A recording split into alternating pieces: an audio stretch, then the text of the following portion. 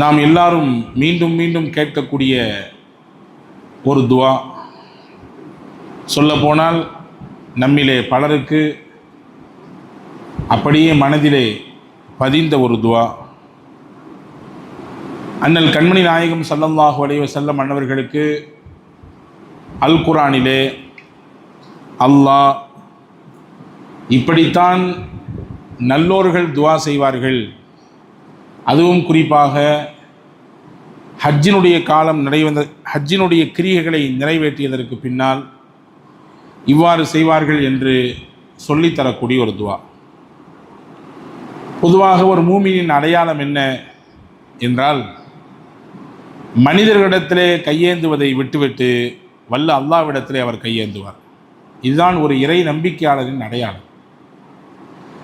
மனிதரிடத்தில் கையேந்துவது அது சுயமரியாதையை இழக்கக்கூடிய ஒரு வேலை, நம்முடைய கண்ணியத்தை குறைக்கக்கூடிய வேலை.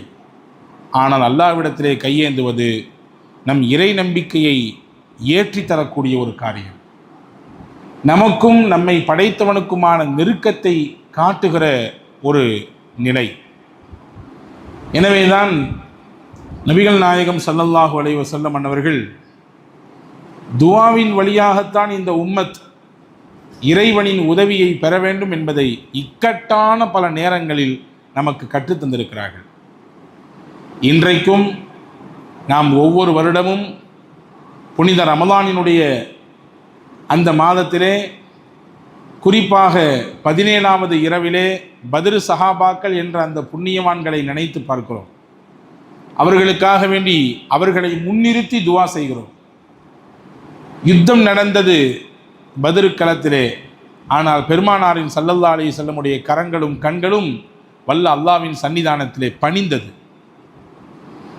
இன்றைக்கும் நீங்கள் பத்ர் களத்தில் போய் பார்த்தால் ஒரு பிரம்மாண்டமான மஸ்ஜித் அங்கே கட்டப்பட்டிருக்கிறது, மஸ்ஜித் அரீஸ். ரசூலுல்லாஹ் அந்த இடத்தில்தான் அந்த பத்ர் யுத்தம் நடக்கும் நேரத்தில் இரவு தங்கி கண்ணீர் விட்டு வல்ல அல்லாஹ்விடத்திலே துவா செய்தார்கள் என்பதாக பார்க்கிறோம். ஆக ஒரு இறை நம்பிக்கையாளனுக்கு அழகு அவருடைய கண்ணியம், அவர் எந்த அளவுக்கு இறைவனிடத்திலே கையேந்துகிறார், கண்ணீர் வடிக்கிறார் என்பதில் தெரிகிறது என்பதை நாம் உள்வாங்கிக் கொள்ள வேண்டும். கையேந்துவது என்பது ஒரு குறிப்பிட்ட நாட்களிலோ அல்லது குறிப்பிட்ட மாதத்திலோ அல்ல, ஒவ்வொரு நாளும் வல்ல அல்லாஹ்விடத்திலே நாம் கையேந்தி பிரார்த்திக்க வேண்டும். அதிலும் குறிப்பாக ரசூலுல்லாஹ் ரமலானை பற்றி 2 மாதத்திற்கு முன்பாகவே இவ்வாறு துவா செய்யுங்கள் என்று கற்றுத்தந்திருக்கிறார்கள். அல்லாஹும்ம பாரிக் லனா ஃபி ரஜப வ ஷாபான, ஷாபானிலும் ரஜபிலும் அல்லாஹ்வே எங்களுக்கு நீ பரக்கச் செய். வபல்லிக்னா ரமதான், ரமதானை அடைகிற நசீபை, வாய்ப்பை எங்களுக்கு கொடு என்று கேட்க பணித்தார்கள் என்றால் நாம் எவ்வளவு தூரம் இதிலே நாம் உள்வாங்கியிருக்கிறோம் என்பதை கவனிக்க வேண்டும். ரசூலுல்லாஹி ஸல்லல்லாஹு அலைஹி வஸல்லம் அவர்களுக்கு அருளப்பட்ட அல் குர்ஆனிலே பல துவாக்கள் இருக்கிறது. நபிமார்கள் கேட்ட துவா இருக்கிறது, நல்லோர்கள் எப்படி துவா செய்ய வேண்டும் என்பது இருக்கிறது. இக்கட்டான நேரங்களில் சில சமயங்களில் நபிமார்கள் எவ்வாறு வல்ல அல்லாஹ்விடத்திலே துவா செய்தார்கள் என்பது இருக்கிறது.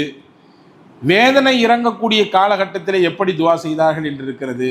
இப்படி பல துவாக்கள் குர்ஆனிலே இடம்பெறுகிறது. ஆனால் இன்று நாம் பார்க்கக்கூடிய ஒரு முக்கியத்துவம் வாய்ந்த துவா, நம் வாழ்வோடு தொடர்புடையது. சூரா பக்ராவிலே அல்லாஹ் சொல்கிறான், அதுதான் நான் ஆரம்பத்தில் ஓதிய வசனத்திலே, வமின்ஹும் மை யகூலு ரப்பனா ஆத்தினா ஃபித் துன்யா ஹசனா வஃபில் ஆஹிரத்தி ஹசனா வகினா அஸாபன்னார். யா அல்லாஹ், எங்களுக்கு இவ்வுலகத்திலும் நன்மையை கொடு, நாளை மறு உலகத்திலும் நன்மையை கொடு, நரக நெருப்பை விட்டு காப்பாற்றி விடு. 3 அம்சங்களை உள்ளடக்கிய துவா இது. உலகத்திலும் வல்ல அல்லாஹ்விடத்திலே நன்மையை கேட்குதல், மறுமையிலும் அல்லாஹ்விடத்திலே நன்மையை வேண்டுதல், கொடிய நரகத்தின் வேதனையை விட்டு வல்ல அல்லாஹ்விடத்தில் நாம் பாதுகாப்பு தேடுதல். இந்த 3ஐயும் எப்போ சொல்லுவாங்க? அல்லாஹ் சொல்கிறான், ஹஜ்ஜினுடைய கிரியைகள் முடிந்ததற்கு பிறகு மனிதர்களில் சிலர் உலகத்தை மட்டும் கேட்கிறார்கள், அவர்களுக்கு உலகத்தை கொடுத்து விடுவோம். ஒமா லஹும் ஃபில் ஆখিরাতি மின் நசீப், ஆখিরাத்திலே அவர்களுக்கு எந்த நசீபும் கிடைக்காது என்று சொல்லுகிறான். அடுத்து அல்லாஹ் சொல்லுகிறான், சில மனிதர்கள் இருக்கிறார்கள், உலகத்தையும் அல்லாஹ்ட்ட கேட்குறாங்க, ஆখিরাத்தையும் அல்லாஹ் கேட்குறாங்க, ரெண்டுமே வேணும்னு கேட்குறாங்க. நாம் அவர்களுக்கு வழங்குவோம் என்பதை வல்ல அல்லாஹ் சூசகமாக இங்கே சொல்லித் தருகிறார். அதில் செய்தனா அனஸ் இப்னு மாலிக் ரலியல்லாஹு அன்ஹு அவர்கள் நபித்தோழர்களில் ரொம்பவும் முக்கியமானவர்கள். நபியோடு 10 ஆண்டுகள் நபியினுடைய ஹித்மத்திலே பணிவிடையிலே இருந்தவர்கள். அதிகமாக ரசூலுல்லாஹ் என்ன துவா கேட்பார்கள் என்று அந்த சஹாபி இடத்திலே கேட்டால் அனஸ் இப்னு மாலிக் ரலியல்லாஹு சொல்றாங்க, ரசூலுல்லாஹ் அதிகம் கேட்ட துவா என்றால் இந்த ரப்பனா ஆத்தினா துவா தான். ரசூலுல்லாஹ் நிறைய கேட்டிருக்காங்க. திரும்பின இடமெல்லாம் இந்த துவாவை ஓதுவார்கள், மீண்டும் மீண்டும் மடக்கி மடக்கி ஓதுவார்கள். எனவே தான் அல்லாமா இப்னு கசீர் ரஹிமஹுல்லா அவர்கள் தன்னுடைய விரிவுரையிலே, திருக்குரானுடைய விரிவுரையிலே இந்த துவாவை பற்றி விளக்கம் எழுதுகிற பொழுது இப்படி ஒரு செய்தி எழுதியிருக்கிறார்கள். உலகத்தில் என்ன நலவெல்லாம் உண்டோ எல்லா நலவையும் ரசூலுல்லாஹ் இந்த இடத்திலே, இந்த துவாவிலே முன்வைத்து விட்டார்கள். அல்லாஹ் அதை சொல்லிவிட்டான். உலகத்தில் என்னென்ன விதமான தீங்குகள் உண்டோ எல்லா தீங்குகளை விட்டும் பாதுகாப்பு வேண்டக்கூடிய செய்தியை அல்லாஹ் இதுக்குள்ளே வைத்து விட்டான். எனவே நலவை வேண்டக்கூடியவர்களும் தீங்கிலிருந்து பாதுகாப்பு வேண்டும் என்று நினைக்கக்கூடியவர்களும் இந்த துவாவை ஓதினால் போதுமானது என்று ஹஜ்ரத் அல்லாமா இப்னு கசீர் ரஹிமஹுல்லா அவர்கள் சொல்லித் தருவதை நாம் பார்க்கிறோம். எனவேதான் நீங்கள் மக்காவிற்கு, மதீனாவிற்கு, ஹஜ்ஜு உம்ராவுக்கு செல்லக்கூடிய பயணிகளிடத்தில் கேட்டால் தெரியும், அல்லது போய் வந்தவர்களுக்கு விளங்கும். காபாவை தவாஃப் செய்கிறோம். காபத்துல்லா என்பது பாக்கியமான ஒரு இறை இல்லம். உலகத்தில் முதலில் இறைவனை வணங்குவதற்காக, அவனை நிலைநிறுத்துவதற்காக வேண்டி கட்டப்பட்ட ஒரு ஆலயம். அந்த காபாவை வலம் வர வேண்டும் என்பது அல்லாஹுவின் உத்தரவு. ஃபல்யத்தவ்வஃபு பில் பைத்தில் அதீக், பழமையான இந்த வீட்டை நீங்கள் தவாஃப் செய்யுங்கள் என்று அல்லாஹ் சொல்லுகிறார். இப்போ தவாஃபிலே ஒவ்வொரு சுற்றுக்கும் ஒரு துவா இருக்கிறது. நபிகள் பெருமானா ஸல்லல்லாஹு அலைஹி வஸல்லம் கற்றுக் கொடுத்திருக்கிறார்கள். ஒவ்வொரு சுற்றுக்கும் ஒரு துவா இருக்கிறது. சுற்றின் துவக்கம் ஹஜ்ருல் அஸ்வத் கல்லிலிருந்து துவங்கி மறுபடியும் அந்த சதுர கட்டிடத்தை ஒரு சுற்றி மறுபடியும் அந்த ஹஜ்ருல் அஸ்வத் கல்லுக்கு வந்தால் ஒரு சுற்று. இந்த மாதிரி 7 சுற்று சுத்த வேண்டும். ஆனால் நபிகள் நாயகம் ஸல்லல்லாஹு அலைஹி வஸல்லம் ஒவ்வொரு சுற்றுக்கும் தனித்தனி துவாக்களை சொல்லிக் கொடுத்த பெருமானார் குறிப்பிட்ட ஒரு இடத்தில் மட்டும் இந்த துவாவை ஓத பணித்தார்கள். ஹஜ்ருல் அஸ்வத் என்ற கல் எந்த கார்னரில் இருக்கிறதோ, எந்த மூலையில் இருக்கிறதோ அதற்கு முந்திய மூலை ருக்னே யமானி என்று சொல்வார்கள், யமானி கார்னர். அந்த ருக்னே யமானியிலிருந்து ஹஜ்ருல் அஸ்வத் வரை வரக்கூடிய அந்த இடைப்பட்ட இடத்திலே எத்தனை முறை நீங்கள் காபாவை சுற்றினாலும் அந்த இடத்தில் மட்டும் ரப்பனா ஆத்தினா துவா தான் ஓத வேண்டும். ஏன்? பெருமானா ஸல்லல்லாஹு அலைஹி வஸல்லம் அப்படித்தான் ஓத சொன்னார்கள். அந்த இடத்தில் ருக்னே யமானியிலிருந்து ஹஜ்ருல் அஸ்வத் வரை ஓத வேண்டிய துவா ரப்பனா ஆத்தினா துவா தான். ஹஜ்ரத் ரசூலுல்லாஹி ஸல்லல்லாஹு அலைஹி வஸல்லம் அவர்கள் ருக்னே யமானியை பற்றி சொல்லும் பொழுது இப்படி ஒரு செய்தியை சொல்லியிருக்கிறார்கள். அந்த ருக்னே யமானி கார்னர், காபாவிலே இருக்கக்கூடிய 4 மூலைகளில் ஒன்றாக இருக்கக்கூடிய 4 கார்னரில் ஒன்றாக இருக்கக்கூடிய ருக்னே யமானியிலே 70,000 மலக்குகள் இருக்கிறார்கள். அங்கிருந்து என்ன துவா யார் கேட்டாலும் உடனடியாக அவர்கள் பதில் சொல்வார்கள். வல்ல அல்லாஹ்விடத்திலே ஆமீன் சொல்வார்கள் என்று நபிகள் பெருமானார் ஸல்லல்லாஹு அலைஹி வஸல்லம் கற்றுத் தந்திருக்கிறாங்க. எனவே அந்த பாக்கியமான இடத்திலிருந்து ஹஜ்ருல் அஸ்வத் வரைய ஒரு துவாவை மீண்டும் மீண்டும் மடக்கி ஓத சொன்னார்கள் என்றால் அது எவ்வளவு மகத்தானது, மகத்துவமானது என்பதை நாம் இதிலிருந்தே புரிந்து கொள்ள முடியும். எனவே தான் சையதுனா அப்துர் ரஹ்மான் பின் அவுஃப் ரலியல்லாஹு அன்ஹு அவர்கள் காபத்துல்லாவை சுற்றி வந்தாங்க. காபத்துல்லாவை சுற்றி வந்துட்டு இருக்கும் பொழுது எல்லா சுற்றுலையுமே இந்த துவா ஒருத்தர் மடக்கி மடக்கி ஓதுனாராம். எல்லா சுற்றுலையுமே தனித்தனியாக துவாக்கள் இருந்தாலும் கூட இதையே திரும்ப திரும்ப ஓதி வந்தாராம். அப்போ ஹஸரத் அப்துர் ரஹ்மான் பின் அவுஃப் ரலியல்லாஹு அன்ஹு கேட்டாங்களாம் அவர்கிட்ட, எப்போ நீ இந்த துவாவையே திருப்பி திருப்பி ஓதுற மாதிரி தெரியுதா, வேற துவாக்கள்லாம் தெரியாதா அப்படின்னு கேட்டாங்களாம். உடனே அந்த மனிதர் சொன்னாராம், நிறைய துவாக்கள் தெரியும், நபிகள் பெருமானா ஸல்லல்லாஹு அலைஹி வஸல்லம் தனித்தனியாக துவாக்கள் கற்றுக் கொடுத்துருக்காங்க, ஆனால் எல்லா நலவுகளையும் உள்ளடக்கிய துவாவாக இது இருக்கிறது, எனவே இதையே நான் ஓதுகிறேன். குர்ஆனும் அப்படித்தானே சொல்லுகிறது, நல்லோர்கள் ஓதுகிற துவா என்று தான் இதை அடையாளப்படுத்துகிறது, எனவே நான் இதையை ஓதி போதுமாக்கிக் கொள்கிறேன் என்று அந்த மனிதர் சொன்னதாக ஒரு செய்தியை நாம் பார்க்கிறோம். எனவே அன்பர்களே, இந்த துவாவில் 3 முக்கிய அம்சங்கள் இருக்கிறது. ஒன்று, உலகத்தில் நன்மையை கேட்கிறோம், உலகத்தில் நன்மை வேண்டும். உலகத்தை மறந்த ஆகிரத் இல்லை, ஆகிரத்தை விட்டு விட்டு உலகம் இல்லை, ரெண்டுமே இல்லை. இதுக்காக வேண்டி அதை விடுதலும் கூடாது, அதற்காக வேண்டி இதை உதறி தள்ளுவதும் கூடாது, ரெண்டும் வேண்டும்.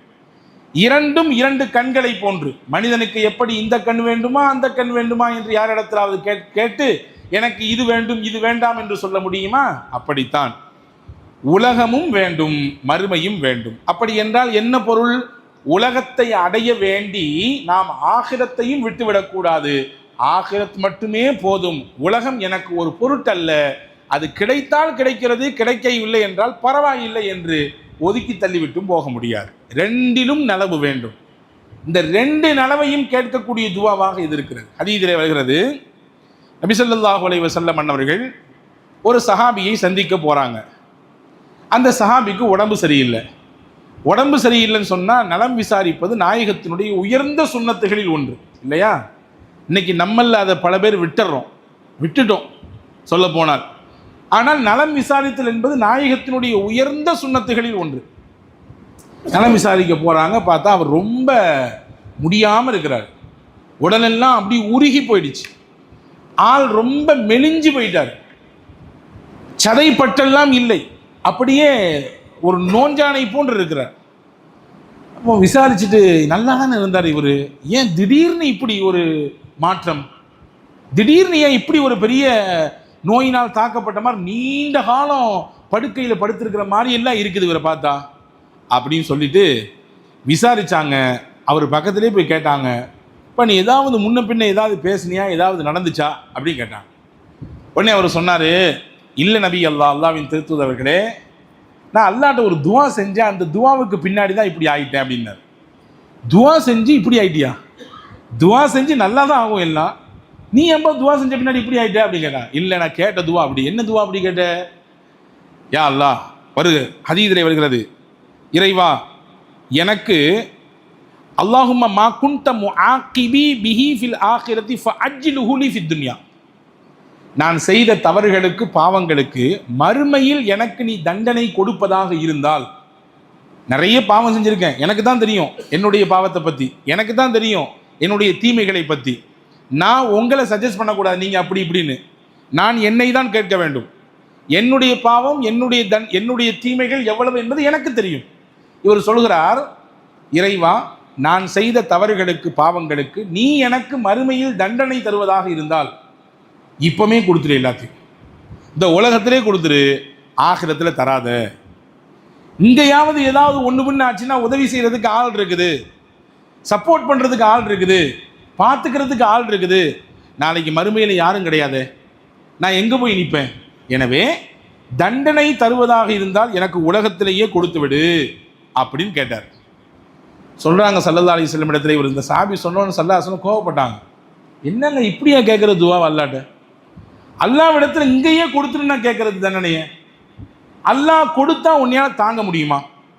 நம்ம செய்கிற பாவத்துக்கெல்லாம் அல்லாஹ் ஒரு திரும்பி பார்த்தான்னா நம்ம கதை என்ன ஆகும்? கரிஞ்சு போயிட மாட்டோம்? நம்முடைய நிலைமை தலைகீழாக மாறிடாது? அப்படி கேட்கக்கூடாது.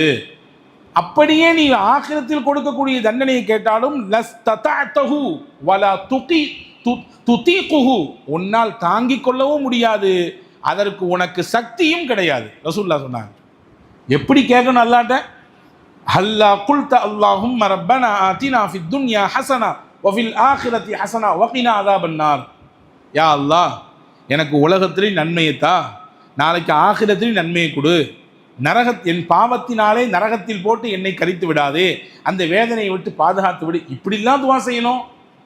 இப்படி செஞ்சிருந்தா அல்லாஹு தஆலா உனக்கு ரெண்டையும் கொடுத்துருப்பானே, உன் பாவத்தையும் அழிச்சிருப்பானே, உலகத்திலையும் நல்ல நிலைமையை கொடுத்து ஆகிரத்திலும் நல்ல நிலைமையை கொடுத்துருப்பானே, ஏன் மாற்றி கேட்டீங்க அப்படின்னு சொல்லி கொடுத்து அங்கே ஒரு பாடம் நடத்தி விட்டு ரசூலுல்லாஹி ஸல்லல்லாஹு அலைஹி வஸல்லம் வந்தாங்க. அதுக்கடுத்து அவருக்காண்டி துவா செஞ்சாங்க, அவருடைய நிலைமை மாறிச்சுன்றதை பார்க்குறோம். இங்கே நமக்கான செய்தி என்னென்னா, இந்த உலகத்திலேயே நாம் எல்லாத்தையும் அனுபவிச்சிட வேண்டியது தான், ஆகிரத்தில் நிம்மதியாக இருக்கணும், நம்ம பாவங்களுக்கெல்லாம் அங்கே தண்டனை கிடைக்கக்கூடாதுன்ற பார்வை தவறானது என்பதை பெருமானார் ஸல்லல்லாஹு அலைஹி வஸல்லம் சொல்லித்தராங்க. இப்போ உலகத்தில் நன்மை அல்லாட்ட கேட்கணும், நல்லா இருக்கணும்னு கேட்கணும், நல்லா சம்பாதிக்கணும்னு கேட்கணும், நான் நல்லா உழைக்கணும்னு கேட்கணும், நான் நிறைய பொருள் ஈட்டணும்னு கேட்கணும், என் கையில் வரக்கூடிய காசு பணங்களை கொண்டு 4 பேருக்கு உதவி செய்யணும்னு கேட்கணும். இதெல்லாம் இருந்தால் தானே இதெல்லாம் அடுத்தடுத்து நடக்கும். இப்போ நல்லதை அல்லாஹ்விடத்தில் வேண்ட வேண்டும் என்பதை நபிகள் நாயகம் ஸல்லல்லாஹு அலைஹி வஸல்லம் அன்னவர்கள் நமக்கு இங்கே அழகாக கற்றுத் தருகிறார்கள். உலகத்திற்காக வேண்டிய ஆகிரத்தை விடக்கூடாது, அதே போன்ற ஆகிரத்திற்காக வேண்டி உலகத்தையும் விடக்கூடாது. ஹதீஸிலே வருகிறது, சில சஹாபாக்கள் நபி ஸல்லல்லாஹு அலைஹி வஸல்லுடைய வீட்டினுடைய செயல்பாடு எப்படி இருக்கும் அப்படின்னு கேட்க வந்தாங்க. ரசூலிடத்திலே சஹாபாக்கள் வந்து கேட்டாங்க, யா ரசூலல்லாஹ், உங்களை மாதிரி நாங்கள் கிடையாது. ஏன்னா உங்களுடைய முன்பின் பாவங்கள் எல்லாம் மன்னிக்கப்பட்டு போச்சு. அது மட்டுமல்ல, உங்கள் சக்திக்கு எங்களால் ஈடு கொடுக்க முடியாது. மனிதர்களில் தனி ஒரு ஆற்றலையும் ஒரு மகத்தான சக்தியையும் வலுவையும் அல்லாஹ் உங்களுக்கு தந்திருக்கிறான். அந்த மாதிரிலாம் எங்களால் இருக்க இயலாது. எனவே மட்டுமல்ல, உங்களுடைய முன்பின் பாவங்க மன்னிக்கப்பட்டு போச்சு. அதனால் நாங்கள் கொஞ்சம் கூடுதலாக இபாதத்தில் கவனம் எடுக்கணுமோ, ஆகிரத்து விஷயத்தில் ரொம்ப எங்களை நாங்கள் வருத்தி கொள்ள வேண்டிய சூழல் ஏற்படுமோ அப்படின்ற மாதிரியான கண்ணோட்டத்தில் கேட்குறாங்க. ஸல்லல்லாஹு அலைஹி வஸல்லம் இந்த கேள்வியை வச்ச உடனே, ஏன் இப்படி நீங்கள் வந்து பிரித்து பார்க்குறீங்க என்று ரசூல் ஸல்லல்லாஹு அலைஹி வஸல்லம் ஃபயக்திபு கோபப்பட்டார்கள். ஹத்தா யஅரிஃபல் கலபு ஃபி வஜ்ஹிஹி, அவர்களுடைய முகத்திலே அந்த கோபத்தினுடைய ரேகை தென்பட்டது. அடுத்து சொன்னாங்க, உங்களில் அல்லாஹ்வை அதிகமாக பயப்படக்கூடியவன் நான், உங்களை விட அல்லாஹ்வை அதிகமாக அறிந்தவன் நான், உங்களை விட அதிகப்படியாக அல்லாஹ்வை வணங்கி வழிபடக்கூடியவன் நான்.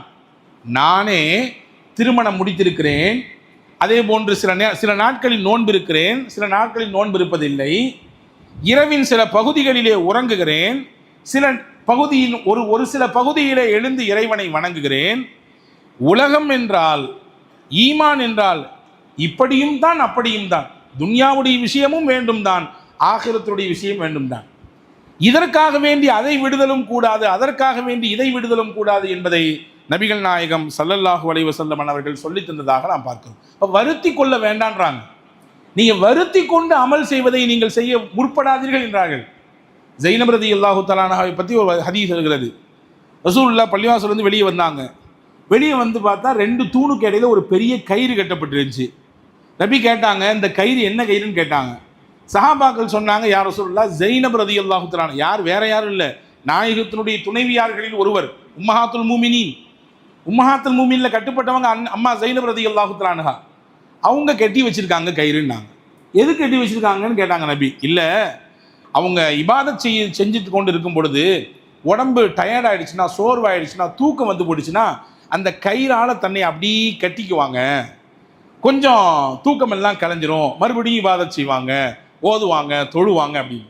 ஸல்லல்லாஹு அலைஹி வஸல்லம், அப்படியா, பரவாயில்லையே, இந்த அளவுக்கு வருத்திக்கிட்டு இபாதத்தில் அமலில் ஈடுபாடாக இருக்காங்களேன்னு சொல்லி ரசூலுல்லாஹ் பாராட்டலை. ஹதீஸில் வருகிறது, அந்த கயிறை முதல்ல அவுத்து விடுங்கன்னு சொன்னாங்க.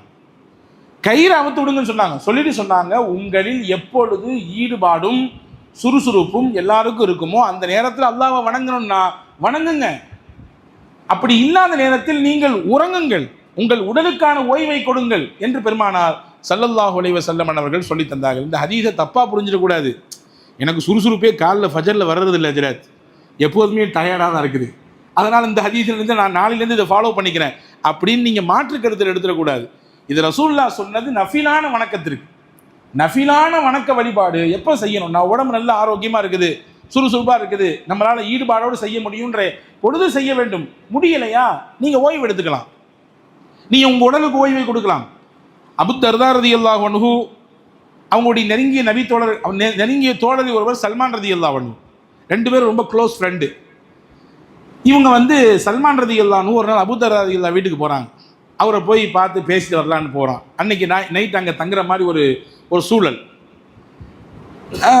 உம்மு தர்தா ரலியல்லாஹு கேட்டாங்க, மனைவிட்ட, நண்பருடைய துணைவியிட்ட கேட்டாங்க, எப்படி கணவர் நல்லா இருக்கிறாரா, எப்படி என்ன ஏதுன்னு கேட்கும் பொழுது அந்த அம்மா கொஞ்சம் ஒரு திருப்தி இல்லாத பதில் சொன்னாங்க.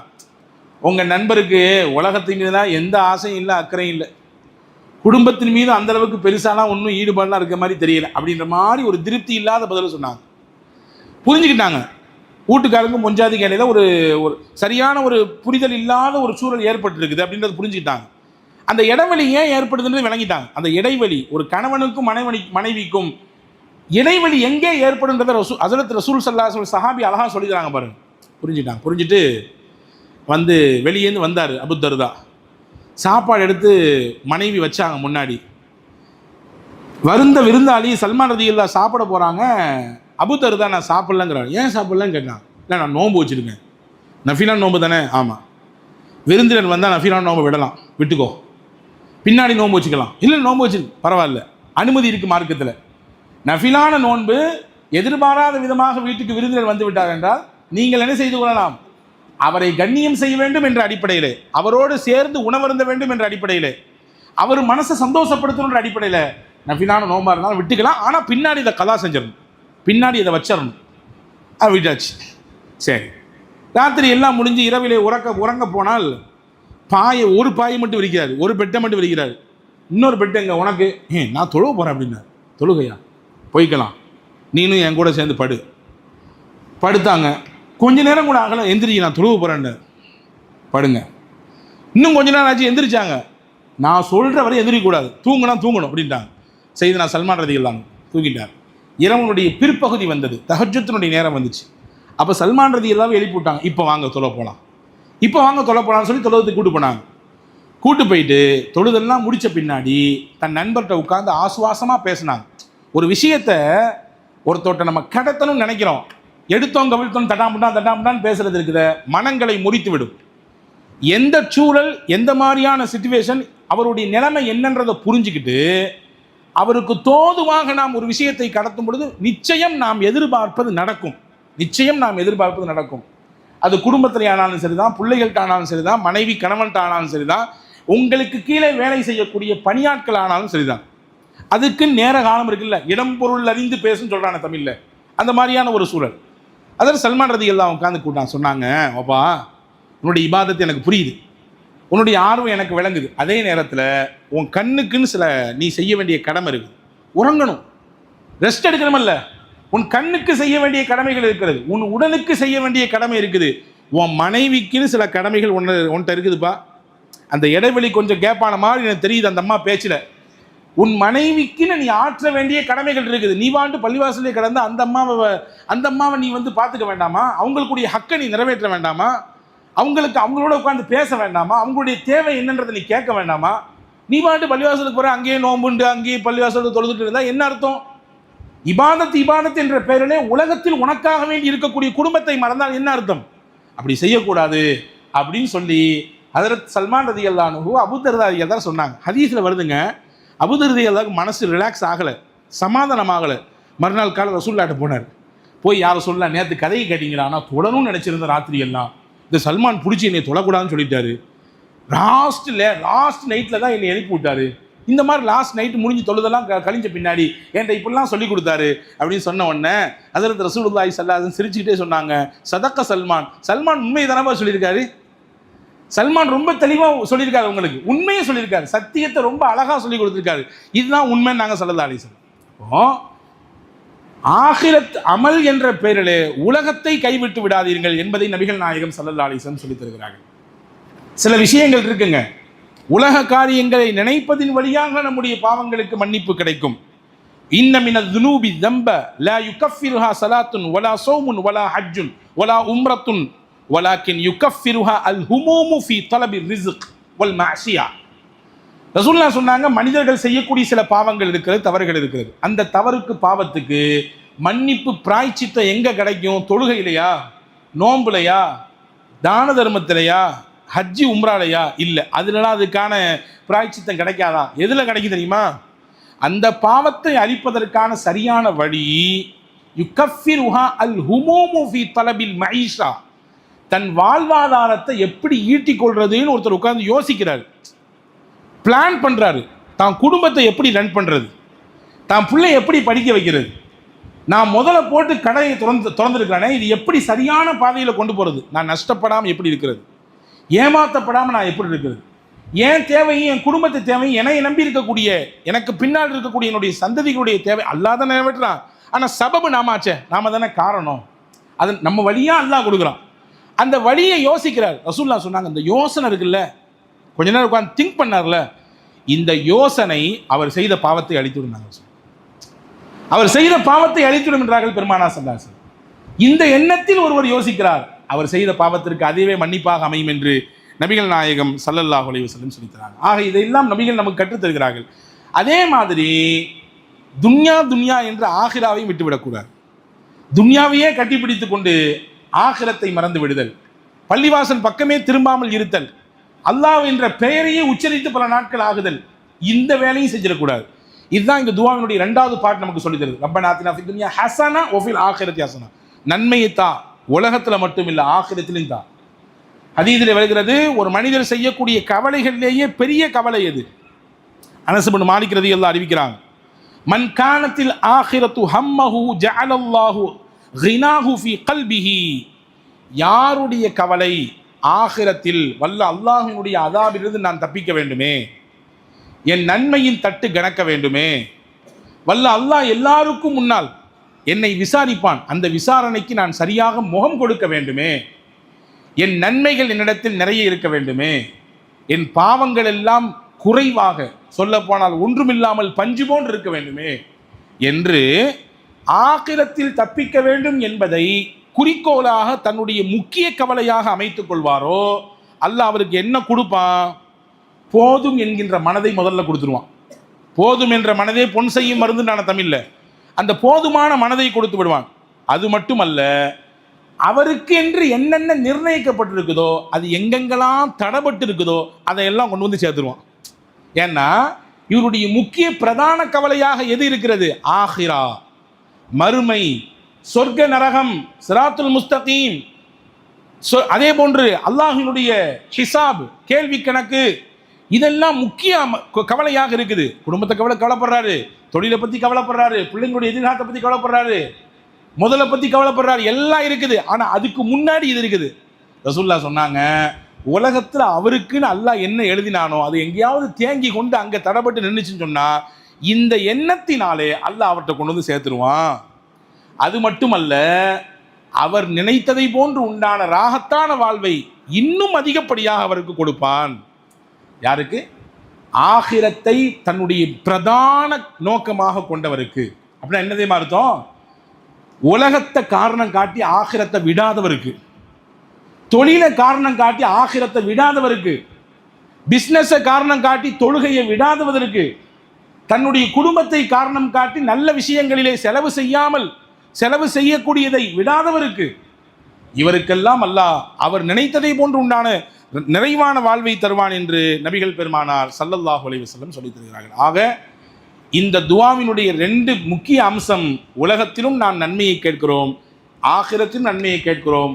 மூன்றாவது முத்தாய்ப்பாக வல்ல அல்லாஹ்விடத்திலே அல்லாஹ் இப்படி கேட்க சொல்கிறான், ஒஃபில் ரப்பனா ஆத்தினா ஃபித் துன்யா ஹஸனா ஒஃபில் ஆகிரத்தி ஹஸனா வகினா அஸாபன்னார். யா அல்லாஹ், நரகத்தின் கொடிய நெருப்பிலிருந்து, அதன் வேதனையிலிருந்து அதற்கு முகம் கொடுக்காமல் எங்களை பாதுகாத்துவிடு, அதனுடைய தீங்கிலிருந்து எங்களை நீ காத்துவிடு என்று வல்ல அல்லாஹ்விடத்திலே நரகத்தை விட்டு காவல் தேடக்கூடிய ஒரு அம்சத்தையும் அல்லாஹ் வைத்திருக்கிறான். எனவே தான் நான் சொன்னேன், ஒட்டுமொத்த நலவையும் தாங்கி இருக்கக்கூடிய ஒரு துவா இந்த துவா, ஒட்டுமொத்த தீங்கிலிருந்து பாதுகாப்பை கேட்கக்கூடிய துவா இந்த துவா. ஹஜ்ரத் அல்லாமா இப்னுல் கஸீர் ரஹிமஹுல்லா அவர்கள் சொல்வதை போன்று. எனவே தான் எல்லாரும் நம்மிலே இந்த துவாவை மனனம் செய்து வைத்திருக்கிறோம். எல்லா பள்ளிகளிலும் துவா ஓதப்படுகிற பொழுது இறுதியாக இந்த துவாவை ஓதி முடிக்கிறார்கள் இல்லையா? எனவே இதை நாம் இனிமேலும் உள்வாங்கிக் கொண்டு இன்னும் அதிக ஈடுபாட்டோடு இந்த துவாவை நாம் கேட்க வேண்டும். வல்ல அல்லாஹ் உலகத்திலும் ஆகிரத்திலும் வெற்றி பெற்ற மக்கள் கூட்டத்திலே உங்களையும் என்னையும் எல்லா மக்களையும் அல்லாஹ் சேர்ப்பானாக. கொடிய நரகத்தின் வேதனைகளை விட்டு பாதுகாத்து உயர்ந்த சொர்க்கமாம் ஜன்னத்துல் ஃபிர்தௌஸிலே உங்களையும் என்னையும் நம் குடும்பத்தினர் யாவரையும் அல்லாஹ் உல்லாசமாக சந்தோஷமாக பிரவேசிக்க செய்வானாக. ஆமீன். வாஹிர் தாவான் அல்ஹம்துலில்லாஹி ரப்பில் ஆலமீன். அஸ்ஸலாமு அலைக்கும்.